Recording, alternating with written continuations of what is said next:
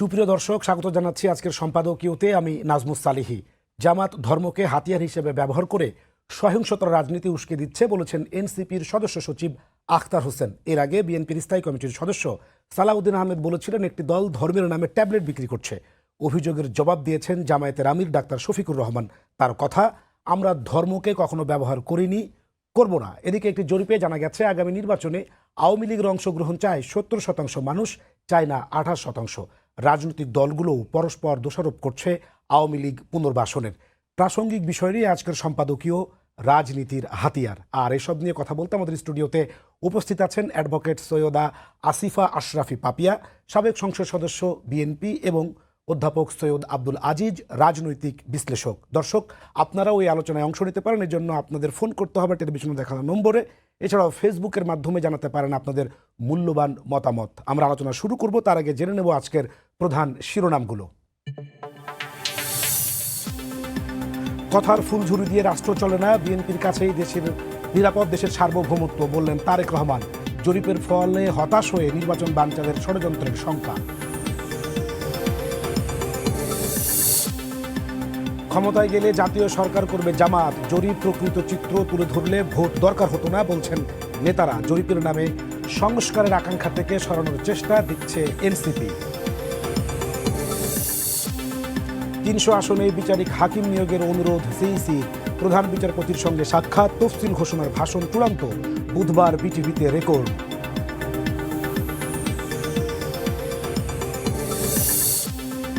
ফেসবুকে নির্বাচনী প্রচারণা নিয়ে সংঘর্ষ, হবিগঞ্জে প্রাণ গেল বিএনপি সমর্থকের, আহত ৩০। চাঁপাইনবাবগঞ্জে হাত পা কেটে ফেলে রাখা বিএনপি কর্মীর মৃত্যু। এবং জুলাই আন্দোলন দমনে সেফ হোমে নিয়ে নির্যাতন করে আওয়ামী লীগ, ট্রাইব্যুনালে হাসনাতের সাক্ষ্য। গুমের মামলায় শেখ হাসিনার অভিযোগ গঠনের আদেশ ১৪ ডিসেম্বর।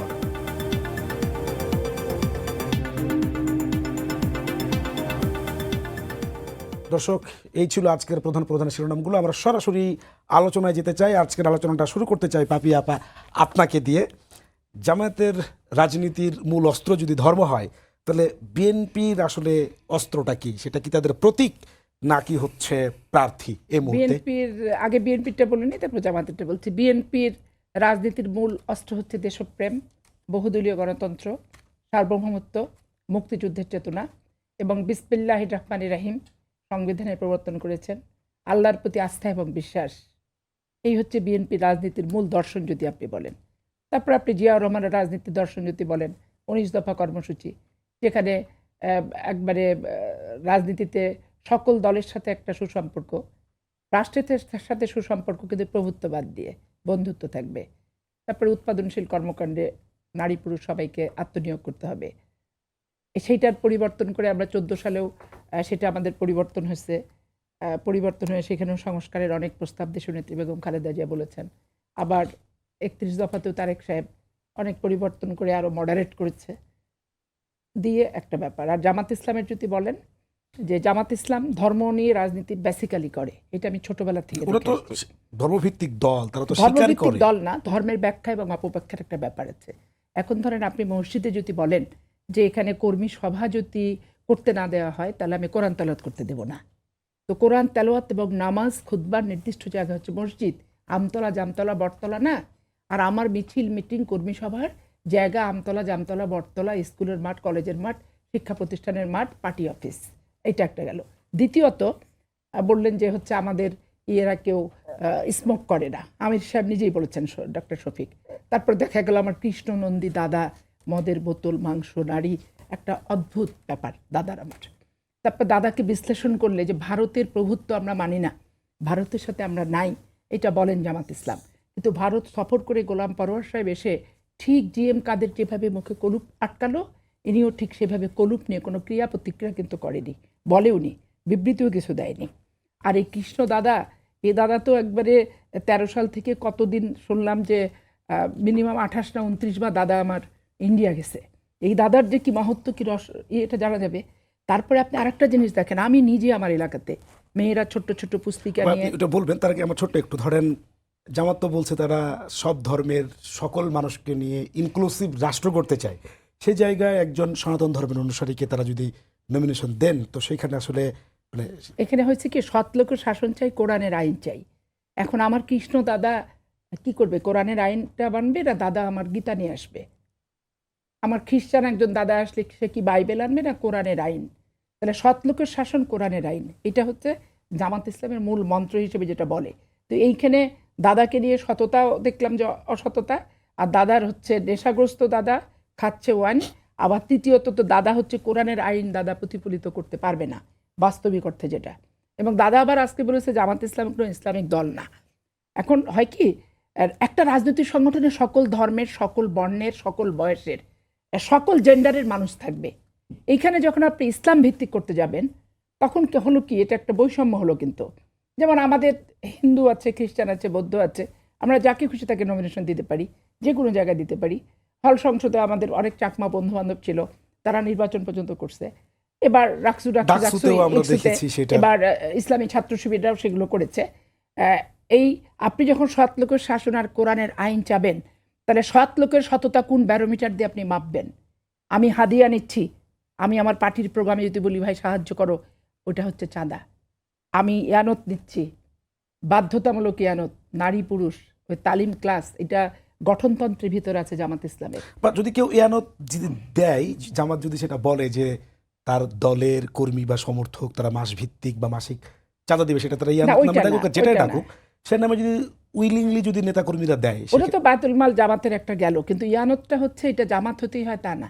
এটা আমি ধরেন তালিম ক্লাস করলাম, এখানে সবাই যে জামাত করে তা না। এখানে তালিম ক্লাস করে এটা ওটা বলে তারপর জামাতের একটু কথাটা বললাম, বলে দাঁড়িপাল্লায় ভোট টোট দেন, জান্নাত বেহেশতে। ওই যে দেখেন বলছে কি যে দাঁড়িপাল্লায় ভোট দেওয়ার নিয়ত করলেই পুণ্য একটা, আর ভোট দিলে দ্বিতীয় পুণ্য। এবং ফরজ কাজ হচ্ছে জামাত ইসলামের নেতা নির্বাচন করা, নামাজ রোজা কালাম, এ তো গৃহযুদ্ধ ঢুকে গেল রীতিমতো। এই গৃহযুদ্ধটাই একটা দাবাদহের মতো চলতে থাকবে। এবং এইটা মুসলমানদের যে কি পরিমাণ ক্ষতি করছে, আমার মুসলমানের মুসলমানিত্বে যেমন ক্ষতি করছে, আবার অন্যান্য ধর্মের যে ধর্মাবলম্বী তাদের জন্য কিন্তু ক্ষতি করছে। কারণ আমরা প্রত্যেকে বিভিন্ন ধর্মাবলম্বী মানুষই কিন্তু ইলেকশন করে। এখন আজকে নন্দী দাদাকে দিতে বাধ্য হলো, আবার নন্দী দাদার কাছে কি কোরআন নিরাপদ? আজকে হিন্দু সম্প্রদায়ের লোক কি বলবে যে ওখানে কি কোরআন নিরাপদ? নন্দী দাদার হাতে কি কোরআনটা তুলে দিলে ঠিক হবে, জায়গা মতো দেওয়া হবে? এখানে মুসলমানের মুসলমানিত্বকে নিয়ে নির্বাচনে নাড়া দিছে। এবং গোটা বাংলাদেশ ব্যাপী আওয়ামী লীগ যখন ছিল তখন আওয়ামী লীগ বিএনপিতে ম্যাক্সিমাম কন্টেস্ট হতো, কিছু কিছু জায়গায় জামাত বিএনপি হতো। যেমন চাঁপাইনবাবগঞ্জে জামাতের সাথে কোনোদিনই জোট হয়নি, হবেও না ওদের ভবিষ্যতে। সেটা আমরা এগুলো নিয়ে আমরা একা একা যুদ্ধ করেছি। তো এখন সবাই মিলে যুদ্ধ করছে, এটা আমার ভালো লাগছে যে আমি একা কষ্ট পাচ্ছিলাম, দেশবাসীকে বোঝাতে পারিনি। এখন সবাই মিলে বুঝো যে জিনিসটা কি। আপনার কাছে আমরা আসবো। সৈয়দ আব্দুল আজিজ ভাই, আপা বলছিল যদি আপনার কোনো কিছু সংযুক্ত করার থাকে তাহলে, নতুবা আপনার কাছে আমার স্পেসিফিক দুটো প্রশ্ন আছে আপার, যদি আপনার কোনো সংযুক্ত করার থাকে আপার প্রশ্ন। না জি, আসসালামু আলাইকুম। আমি দর্শক শ্রোতাদেরকে সালাম শুভেচ্ছা জানাচ্ছি, আমার শ্রদ্ধা জ্ঞাপন করছি আমার সহ আলোচক পাপি আপার প্রতি। পাপি আপাকে প্রথমত আমি তো রাজনৈতিক এই বিশ্লেষণগুলো সাম্প্রতিক সময়ে করি, আমি একটু ধন্যবাদ দিয়েই শুরু করি যে আজকের পাপি আপা আর ধরেন যে এই গত 16-17 বছরের লড়াই সংগ্রামের যে কাহিনীটা, বিশেষ করে 2009-এর পার্লামেন্টটা আমি মনে করি 111 থেকেই শুরু হলো বাংলাদেশ বিরুদ্ধ একটা রাজনীতি এবং ষড়যন্ত্র। তারপরে অনেক পেরিয়ে 2009-এর যে নির্বাচন, এখন বলা হয় যে 3টা নির্বাচনই বাংলাদেশের ইতিহাসের খুব কলঙ্কিত নির্বাচন, কিন্তু আমরা জানি না খুবই মেটিকুলাস একটা প্ল্যানের আওতায় কিন্তু 2009-এর নির্বাচন হয়। এবং এই নির্বাচনে মুষ্টিমে মনে হয় 30 জন, সব মিলিয়ে মনে হয় 30 জন ছিলেন, 29 জন। এই পার্লামেন্টের মধ্যেও কিন্তু অসাধারণ একটা ভূমিকা আমার পাপি আপারা রাখছেন, অসাধারণ। এবং সেই পাপি আপা আর এখনকার পাপি আপাকে আপনি মিলাতে পারবেন না। শৈশবের রাজনীতি আপনি কিন্তু মিলাতে পারবেন না। এবং এটা অবশ্য আমাদের বাংলাদেশের রাজনীতিবিদদের এটা হচ্ছে যে কখন কোন মৌসুমে কোন ওয়াজ করবেন এইটা আমরা কিন্তু বুঝতে পারবো না। তো পাপি আপার উনি রাজনীতিবিদ এবং উনি অবশ্যই ওনার অনেকগুলো প্রেক্ষাপট থেকে ওনার প্রধান এখন মানে বাংলাদেশে হয়েছে কি কি বলে যে ব্যাপারটা হচ্ছে যে একজন সনাতন ধর্মের মানুষকে জামাত এবার প্রার্থী ঘোষণা করেছে, সেক্ষেত্রে আপা বলছে যে আমি শুনেছি, আমি সরাসরি উত্তরে চলে যাই। আমি বলবো যে এটা পাপিয়াপাদের রাজনীতির একটি সফলতা ওনাদেরই, কারণ বিএনপি প্রথম বাংলাদেশের রাজনৈতিক দল স্বাধীনতা উত্তর শহীদ রাষ্ট্রপতি জিয়াউর রহমানের সময়ে স্বাধীনতা উত্তর বাংলাদেশ কিন্তু বাঙালি জাতীয়তাবাদের মাধ্যমে এই দেশটাকে কিন্তু প্রথম বিভক্ত করা হয় এবং রাষ্ট্রপতি জিয়াউর রহমান যে রাজনীতিটার প্রবর্তন করেন সেটাই ছিল ইনক্লুসিভ এবং তার আমলেই কিন্তু সব রাজনৈতিক দলগুলো আবার গণতন্ত্রের চর্চার সুযোগ পেয়েছে। সুতরাং একটা রাষ্ট্রে আপনি যদি ধর্ম, বর্ণ, গোত্র, জাতি, উপজাতির বিভাজন করেন এই রাষ্ট্রটা দুর্বল হয়।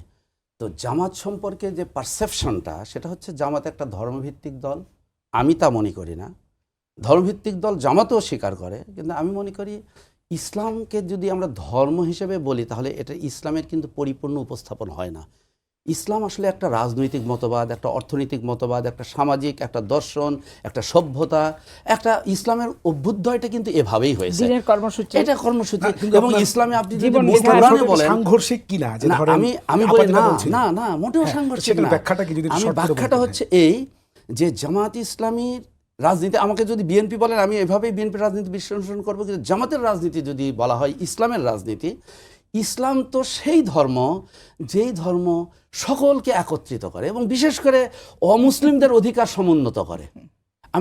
আমি হাইপোথেটিক্যালি বলছি, কিন্তু জামাত করবে কেউ করবে না সেটা জামাত যখন ক্ষমতায় আসবে জামাত কিভাবে তার সংখ্যালঘু শব্দটা আমি মনে করি অবমাননাকর, কারণ একটা নাগরিক, রাষ্ট্রের নাগরিক সকলের সমান অধিকার নিশ্চিত করাটাই হচ্ছে আল্লাহর আইন চাই। হ্যাঁ, তো সেক্ষেত্রে কৃষ্ণ নন্দী আপা যে প্রশ্নটা তুলছেন, তিনি পার্লামেন্টে গেলে আল্লাহর আইন, আপনি আল্লাহর আইন যখন বলবেন, আল্লাহর আইন মানে কি? সূর্যটা আল্লাহর আইনে চলে, সূর্যের আলো কি শুধু আপনার মুসলমানদের জন্য?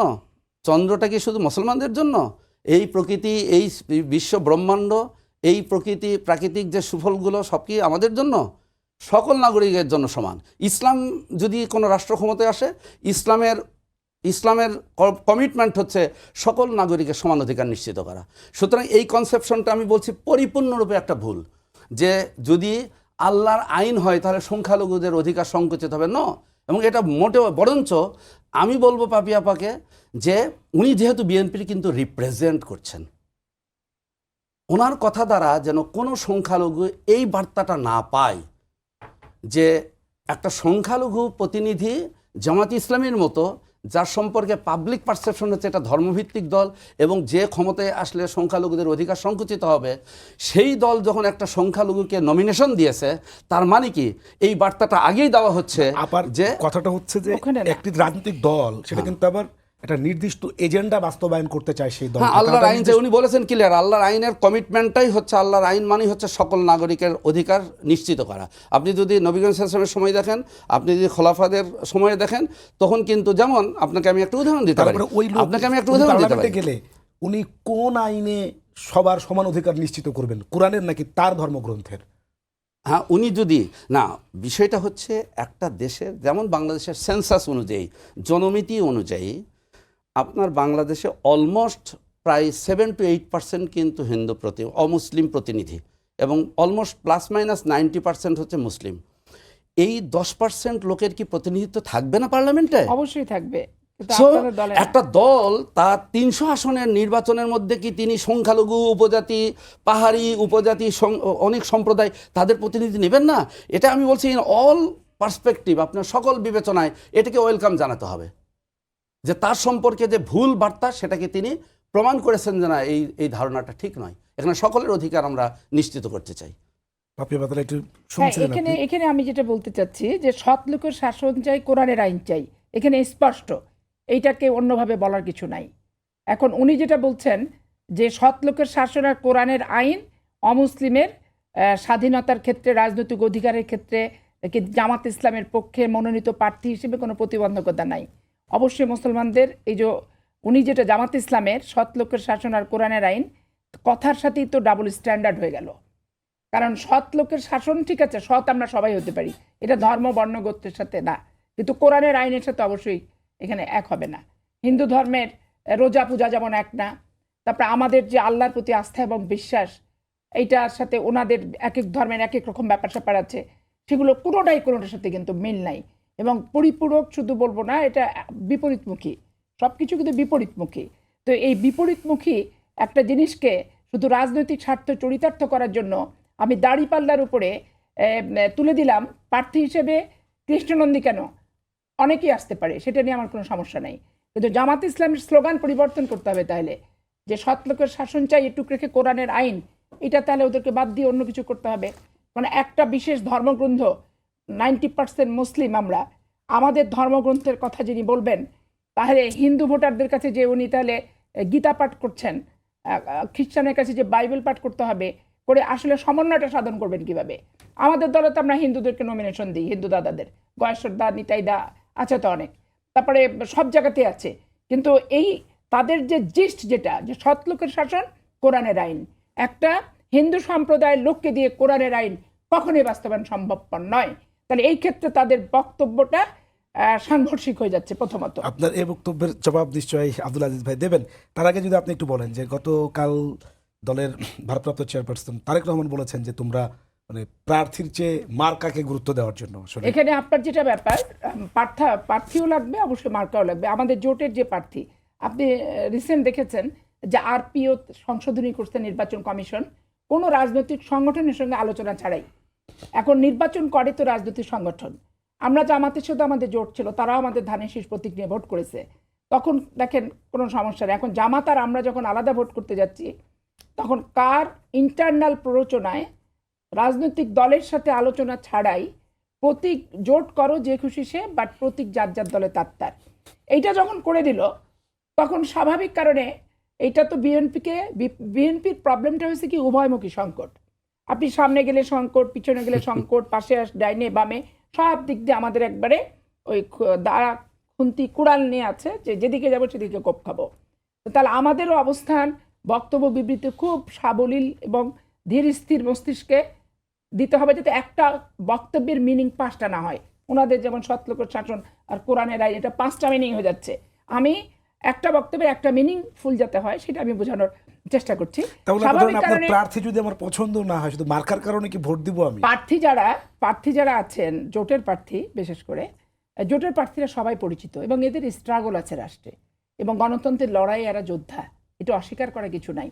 আজকে সাকি, মান্না ভাই, সাইফুল ভাই, রতন ভাই, প্রিন্স ভাই, এদের কারোর অবদান কি আমি খাটো করে দেখতে পারি?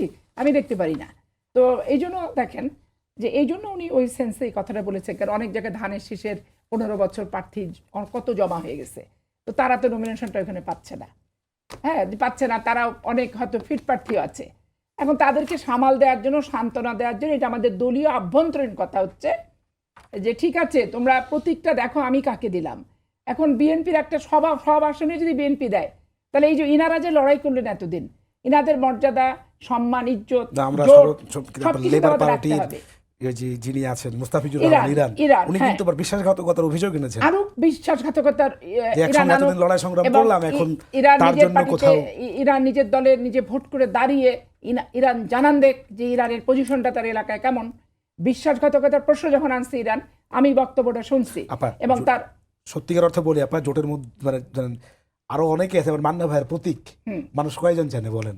আমার কথা তো সেখানেই হয়েছে এবং বিএনপিকে মানে প্যাচে ফেলার জন্য এই সরকার এবং জামাত ইসলাম একত্রিত হয়ে নির্বাচন কমিশনকে এই কামটা করিয়েছে। আপনি যেটা বললেন না যে উনি ইরান জানান দেখ যে উনার একটা অবস্থান আছে, আমি ওই জায়গায় বললাম না, বেঈমান বিশ্বাসঘাতক যখনই বলবে তখন ইরানকে আমি বলবো আপনি জানান দেন, কারণ সামান্য একটা সিলি ম্যাটার নিয়ে বেঈমানি বিশ্বাসঘাতকতা কেন আসবে? আমি পাপিয়া, আমি নমিনেশন পাচ্ছি না এত বছর দল করার পর, তাহলে আমাকে যে ধানের শীষের ভোট করতে হবে, এইটা যদি আমার জোটের প্রার্থী আশা করে থাকে, তাহলে আমার হৃদয়ের রক্তক্ষরণ, আমার প্রাপ্য, আমার ত্যাগের স্বীকৃতি, আমার রিমান্ডে যাওয়ার কষ্ট, 80টা মামলার হাজিরার কষ্ট, পার্লামেন্টে বক্তৃতা দিতে যে দিনের পর দিন মামলায় যেটা আমি হয়েছি, তাহলে আমারও তো অনেক ক্ষোভ কষ্ট থাকতে পারে, কিন্তু আমি হজম করে সহ্য করে আমি অন্য দলের হলেও বৃহত্তর স্বার্থে এবং আমার গণতান্ত্রিক আন্দোলনের অংশ, আমার শরীক, আমার সহযোদ্ধা, আমি সম্মান প্রদর্শন করছি, করে মেনে নিচ্ছি। এইটাই মিন করতে চেয়েছেন। বুঝতে পেরেছি। আব্দুল আজিজ ভাই, যদি পাপিয়া আপনার কথার প্রেক্ষিতে আপনার কোনো কিছু বলার না থাকে তবে বলবেন। এটা খুব কঠিন কাজ, মানে ওনার সব জায়গাতে আমি তো ক্রস লাইনে দাঁড়াতে পারবো না, তবে আমি কিছু জিনিস আমি হেল্প করতে পারি, মানে আমার দৃষ্টিভঙ্গিটা বলতে পারি, এগিয়ে নেওয়ার জন্য, আলোচনাটাকে এগিয়ে নেওয়ার জন্য। সেটা হচ্ছে পাপিয়াপাকে আমি একটা জিনিস, কারণ উনি আমার ধারণা, কারণ আমি ওনাকে টোটাল যতটুকু আমি ওনার দৃষ্টিভঙ্গিটা জানি, উনি কিছু জিনিস সাম্প্রতিক সময় সময়টাকে প্রতিনিধিত্ব করছেন, এটা বুঝতে হবে। আবার যদি খোদা না করুক কোনো সময় কোনো দুর্যোগ আসে, আমি নিশ্চিত উনি জামাতের বিরুদ্ধে যত বিদ্বেষ এখন উগরে দিচ্ছেন না, ওই পলিটিক্যাল যে কোনো সময়, এখনও তো আমরা দেখি মাঝে মাঝেই কোনো পরিস্থিতিতে জামাত বিএনপি একত্রে বসে তো সিদ্ধান্ত নিচ্ছে রাষ্ট্রের জটিল বিষয় আমরা হচ্ছে তো না। তাই দেখেছি। হ্যাঁ, আমাদের এটাই শৈশব হচ্ছে। কেটেছে তো So, জোট আমি সরকার। ওনার এই কথাগুলোকে জোট। সব সিরিয়াসলি নিচ্ছি না, কিন্তু আমি যে জিনিসটাতে আমি পরিষ্কার করে আপার দৃষ্টি আকর্ষণ করতে চাই, সেটা জামাত পারবে কি পারবে না, এইটা জামাতের ইশতেহারে আসলে, অথবা জামাত যদি, আমি হাইপোথেটিক্যালি আমার যে প্রেডিকশনটা, যদি জামাত রাষ্ট্র ক্ষমতায় যে কোনোভাবে আসে, তার প্র্যাকটিস আসলে তখন আমরা এটা সিরিয়াস ক্রিটিসিজমে নেব যে অমুসলিমদের প্রতি তাদের দৃষ্টিভঙ্গি কি, সংখ্যালঘু সোকল্ড, আমি বলছি এটা কিন্তু আমি বিশ্বাস করি না, অসম্মানিত হয় অসম্মানিত করা হয় সমান মর্যাদার নাগরিক। প্রান্তিক যে কোনো নাগরিকের প্রতি, জনগোষ্ঠী। যেহেতু তাদের নামের সাথে ইসলাম শব্দটা আছে, আমি ওই জায়গায় খুব সিরিয়াসলি আমি ওই ক্রিটিসিজমে অংশ নিতে চাই। কারণ আমি জানি যে আপনার একটা দড়ি কতখানি শক্ত, ওই দড়ির দুর্বল জায়গা যতখানি। একটা নদী আপনি কতটুকু পার হতে পারবেন তার গভীরতা দেখে আপনাকে একটা সমাজের মধ্যে এই যে প্রান্তিক জনগণ, এই জনগণের প্রতি আপনার অধিকার, আপনার দৃষ্টিভঙ্গি দিয়ে আপনি বোঝা যাবে যে আপনি আসলে পুরো দেশকে ধারণ করেন কিনা। এখানে আমি থিওরিটিক্যালি একটা কথা বলবো, যেটা আপা বলছেন যে আল্লাহর আইন চাই, সৎলোকের শাসন চাই। আমি মনে করি সাম্প্রতিক জামাতের রাজনীতির কিন্তু দুটা পর্ব যদি আপনি ভাগ করেন, মানে স্বাধীনতা উত্তর বাংলাদেশে জামাতের রাজনীতি তো 1941 থেকে, কিন্তু আমি স্বাধীনতা উত্তর বলবো যে 71 থেকে এই জুলাই বিপ্লবের আগ পর্যন্ত জামাতের রাজনীতিটা হচ্ছে নিষ্পেষণের শিকার হওয়া রাজনীতি। কিন্তু বিরোধী দলের সবারই এটা, হ্যাঁ, কিন্তু তারপরেও আপনি যদি র্যাঙ্কিং করেন তাহলে আমার মনে হয় এই দলটাকেই সবচেয়ে বেশি নিষ্পেষণের শিকার। কিন্তু জুলাইয়ের পরে, 5ই আগস্টের পরে জামাতের রাজনীতিটা আলটিমেটলি হয়েছে কি, বৃহৎ একটা রাজনৈতিক দলটা অপসৃত হয়ে যাওয়ার ফলে, দৃশ্যপট থেকে সরে যাওয়ার ফলে পলিটিক্যাল ল্যান্ডস্কেপের মধ্যে একটা বড় পার্থক্য ঘটে গেছে, এবং এটা একটা অস্থির সময় আমরা পার করছি। এখানে কিন্তু যেখানে আপনি আমি ভ্রাতৃত্বের জায়গায় ছিলাম, সেখানে আমরা প্রতিপক্ষের জায়গায় আবির্ভূত হয়েছি। এটা একটা নিউ, এটা এভলভ, এটা একটা উদ্ভূত হয়েছে একটা পরিস্থিতি, যার ফলে আমাদের কথাবার্তার মধ্যে কিন্তু অস্থিরতা আছে। আমি বলি বিএনপি যে স্লোগানগুলো ছিল, অতি সম্প্রতি তারেক রহমান সাহেব একটা নতুন স্লোগান দিলেন, পিন্ডি নয়, দিল্লি নয়, নয় অন্য কোনো দেশ, সবার আগে বাংলাদেশ। তার মানে কি, পলিটিক্যাল দলগুলো, প্রত্যেক পলিটিক্যাল পার্টি তার সময়ের আবর্তনে তারা নতুন নতুন করে কিন্তু জনগণের কাছে যাওয়ার জন্য, আমি জানি যতটুকু জানি 1996 সালে সম্ভবত আমার জানা মতে প্রফেসর গোলাম আজম তিনি সরাসরি প্রথম রাজনৈতিক নির্বাচনে নেতৃত্ব দেন, এবং ওই সময় নির্বাচনে স্লোগানটা আসে আল্লাহর আইন চাই, সৎলোকের শাসন চাই। আমার যদি ফিরে পান, আমার যদি আমি ভুল না করি, সাম্প্রতিক সময়ে পাপিয়া আপা যে স্লোগানটার কথা বলছেন, আমি কিন্তু সাম্প্রতিক সময়ে জামাতের মুখে বা ব্যানারে বা তাদের বক্তব্যে এই স্লোগানটা আমি দেখি না, বরঞ্চ তাদের মধ্যে কল্যাণ রাষ্ট্রের পরিভাষাটা কিন্তু তারা বেশি ব্যবহার করছেন। এবং আপনি দেখবেন অতীতের জামাতের নেতৃত্ব, শীর্ষ নেতৃত্বের বক্তব্য আর বর্তমান জামাতের শীর্ষ নেতৃত্বের বক্তব্যের মধ্যে কিন্তু একটা পার্থক্য আছে, মাত্রা হতো। এখন কিন্তু জামাত আগে যেমন বিএনপির সহযোগী হয়ে কিন্তু রাজনীতি করত, এখন কিন্তু জামাতের রাজনীতিটা হচ্ছে পরিপূর্ণ একটা প্রস্তুতি নিয়ে একটা রাষ্ট্র ক্ষমতা পরিচালনা করার যে রাজনীতি, সেখানে অভিপ্রায় নিয়ে কিন্তু আসছে। সুতরাং আমি বলছি যে জিনিসটা উনি বলছেন আমাদের একটু অপেক্ষা করতে হবে আমার ধারণা। যেমন আমি তাদের একটা 10 দফার কর্মসূচি, তারপরে তারা বলেছিলেন 41 দফা নির্বাচনী ইশতেহার ঘোষণা করবেন। নির্বাচনী ইশতেহারে যখন তাদের দৃষ্টিভঙ্গিটা আসবে আমাদের সামনে, তখন আমরা কিন্তু তাদের ট্যাগলাইন আমরা বুঝতে পারছি। ছোট্ট করে যদি আরেকটু কথা, একটা বিষয় আমার জানার ছিল, এরপর আমরা পাপিয়া আপার কাছে আসবো। সেটা হচ্ছে, ধরেন এই মুহূর্তে জামাত যেই জায়গায় ভোট চাইতে যাচ্ছেন, সেই জায়গায় কিন্তু সবাইকে মোটামুটি একটা লিবারেশন দিয়ে রেখেছেন, অর্থাৎ গান বাজনা থাকবে কিনা বলছে হ্যাঁ থাকবে, কোনো জায়গায় আঘাত করা হবে না, এগুলো থাকবে। আবার আরেকটা দলকে কিন্তু জামাত ভোট দিচ্ছে, জামাতকে কিন্তু আরেকটা দল ভোটই দিচ্ছে, হচ্ছে তারা খেলাফত কায়েম করবে অথবা ইসলামী আইন কায়েম বাস্তবায়ন করবে। যদি জামাত ক্ষমতায় যায়, তাহলে এই দুইটার আসলে ভারসাম্যটা ব্যালেন্স করবে কিভাবে? কারণ আপনি যখন এফডিসিতে বা নারী ফুটবল দলের যখন ভোট আপনি নিতে যাচ্ছেন, তখন তো আপনি ঠিকই বলছেন যে মেয়েরা হাফ প্যান্ট পরে ফুটবল খেলতে পারবে। আবার অন্য আরেকজন আছেন যাকে জামাতকে মনেই করছে তারা ইসলামী দল এবং তারা ক্ষমতায় আসলে কোরআনের আইন বাস্তবায়ন করবে। যখন দুই পক্ষই তাকে চাপ দিবে যে তুমি কোরআনের আইন বাস্তবায়ন করো, অথবা তুমি হচ্ছে যে আমাকে স্বাধীনতা দাও, সেই জায়গাটা আসলে জামাত এটার ভারসাম্যটা রক্ষা করবে কিভাবে? হ্যাঁ, এটা আমি বলি এটা খুবই ক্রিটিক্যাল, এবং এটার ব্যাপারে আমি পুরোপুরি একমত যে এই জায়গাটাতে বাংলাদেশে কিন্তু আমাদেরকে মানে বিবেচনা করতে হবে ইসলামিক স্কুলিং অনুযায়ী। আমি যদি বলি এখানে কিন্তু বিভিন্ন মতবাদ আছে, এটা এমন নয় যেমন আপনি যদি যেমন নাজমুদ্দিন আরবাকান থেকে শুরু করে সেই বদরুদ্দিন নুসরি থেকে শুরু করে তুরস্কের ইতিহাসটা যদি দেখেন, তারা কিন্তু ইসলামকে নিয়ে আসার চেষ্টা করছে। বাট এরদোয়ানের কিন্তু যখন তিনি মেয়র হলেন, তারপরে এরদোয়ান একটা নতুন মডেল মানে লিবারাল একটা মডেল নিয়ে কিন্তু তিনি আসলেন, এবং তারপরে এবং ইতিহাসটা সেটার দেখতে সমালোচনাও পাচ্ছেন। আছে। হ্যাঁ, অনেক আছে পণ্ডিত তো মনে করেন এটা ঠিক। সত্যিকারের আপনি যদি ইসলাম না। আপনি তিউনিসিয়ার আন্নাহাদা পার্টির ইতিহাসটা দেখেন, যারা ইসলামিক দলগুলো, আবার আপনি মুরসির ইতিহাসটা যদি মানে আপনার এই যে মোহাম্মদ মুরসি যে মুরসিকে তো আমরা বেশি পেলাম না, অল্প এখন দিনের বিষয়টা মধ্যে। হচ্ছে জামাত ইসলামী আমার মনে হয় একটা নতুন রাজনীতি বাংলাদেশে নিয়ে আসতেছেন, নতুন বাংলাদেশের নতুন রাজনীতি। পাপিয়া আপনারা তো ওখানেই কথা বলছেন যে হ্যাঁ, আপনি হচ্ছে আমি- যে আমি- আমি- সময় এবং সুযোগের সাথে কোঅ্যাপ করতেছেন সুযোগ বিভিন্ন। সন্ধানী। এটাকে আমরা তো ওয়েলকাম করব, কারণ হচ্ছে কি শোনেন, তা সেটা যদি করোনার সাথে সাংঘর্ষিক আমি হয়, বলি না, আমি ওই জায়গাটাই বলছি, থিওরিটিক্যাল আমি প্রশ্নটা বলেছি। যদি ইসলাম যদি একটা স্ট্যাটিক ধর্ম হতো, তাহলে তো এক নবী দিয়েই তো হয়ে যেত। সব নবীদের কিন্তু দিন, আমি বলছি ধর্ম না, দিন, ইসলামের শব্দটা দিন, দিন কিন্তু এক, শরিয়া কিন্তু আলাদা। আপা, শরিয়াটা আলাদা, তাহলে তো এক নবী দিয়েই হয়ে যেত। এক নবীর সময় যে নিয়ম, পরবর্তী নবীর সময় কিন্তু নিয়ম পরিবর্তন। কিন্তু আমাদের প্রফেট সাল্লাল্লাহু আলাইহি ওয়াসাল্লাম হচ্ছেন বলা হয় শেষ নবী, কিন্তু তার একটা ফ্রেমওয়ার্ক আছে, রাষ্ট্র পরিচালনার ফ্রেমওয়ার্ক। সেটা একটা হাদিস আমি আপনাকে যদি বলি তাহলে আপনি বুঝতে পারবেন। হাদিসটা বলে খুবই শেষ ক্লিয়ার, করবেন না না আপনি, কারণ আমাদের আমি হাতে খুবই সময় ক্লিয়ার। একেবারে কম। তিনি একজন এবার গভর্নরকে, পাপিয়া আপাকে দিয়ে শেষ তিনি করবো। একজন গভর্নরকে কিন্তু উঠে ঘোড়ায় চড়িয়ে দিয়ে তিনি বলছেন রাষ্ট্র শাসন কিভাবে করবে। প্রথমে মুয়াজ বিন জাবাল, তিনি সেই গভর্নর, তিনি বলছেন ইয়া রাসূলুল্লাহ, আমি আল্লাহর আইন অনুযায়ী করব। তারপরে কিভাবে করব? আপনার সুন্নাহ অনুযায়ী করব। তারপরে কিভাবে করব? আমার শুরার সাথে পরামর্শ করে করব। তারপরে কিভাবে করব? বিবেক দ্বারা যেটা সত্য মনে হয় সেটা করব। This is the framework. সুতরাং আমি আপনাকে বলবো, ইসলাম একটা কোনো স্ট্যাটিক ধর্ম নয়, ডাইনামিক। পলিটিক্স যেমন ডাইনামিক, ইসলাম কিন্তু, ইসলামে এই চিন্তার স্বাধীনতাটা দেওয়া আছে, মানুষ কিন্তু বিবেক সম্পন্ন। কিন্তু সেটা মৌলিক একটা না, ইসলামিক কাঠামো তো- সুতরাং আমি আমার দৃষ্টিতে বলছি, এটা কিন্তু আমি কিন্তু জামাতকে রিপ্রেজেন্ট করছি না, বুঝতে আমি পেরেছি আপনি। আমার দৃষ্টিভঙ্গিটা বলছি। সুতরাং বর্তমান যুগের চাহিদাটা অনুযায়ী না, ধর্মের যেটা মৌলিক যে একেবারে জায়গাটা শেষ আছে, করুন, একেবারে এইটা শেষ করুন। মৌলিক জায়গাকে কিন্তু ভঙ্গ করা যাবে না, এটা কেউ মানবে বুঝতে না। পেরেছি আপনার কথা। আচ্ছা আপা, ভাইকে আমি একটু স্পষ্ট বলি, আমি হয় আপা, কি, 1.5 মিনিট সময় আছে, শেষ আমি করবো খুব আমরা, হ্যাঁ। বিবেকের স্বাধীনতাটা ভোগ করতে চাই। জি। যুদ্ধ অপরাধীদের বিচার নিয়ে আপনাদের শিমুল, আপনাদের শিশির মনির বলেন, তারপরে ওই যে কি কবির ভদ্রলোক, তারা, আপনি কোনোদিন কোনো টক শো, কোথাও প্রতিবাদ, কোথাও বিবৃতি, কোথাও ফাঁসি দেওয়ার পরও কোথাও আপনি কোনো ভূমিকার ভিতরে দেখবেন না, দেখেননি। আবার হেলমেট বাহিনী হয়ে ইসলামী ছাত্র শিবির, আওয়ামী লীগের বগলের তলে ঢুকে ঢাকা বিশ্ববিদ্যালয় সহ বিভিন্ন শিক্ষা প্রতিষ্ঠান তাণ্ডব করছে। এর বহুত নমুনা, আপনি শিক্ষিত মানুষ, সব জায়গায় আপনি পাচ্ছেন, ডাটা বেজে আপনি পেয়ে যাচ্ছেন। পিন্ডি নয়, দিল্লি নয়, এদেশ আমার বাংলাদেশ।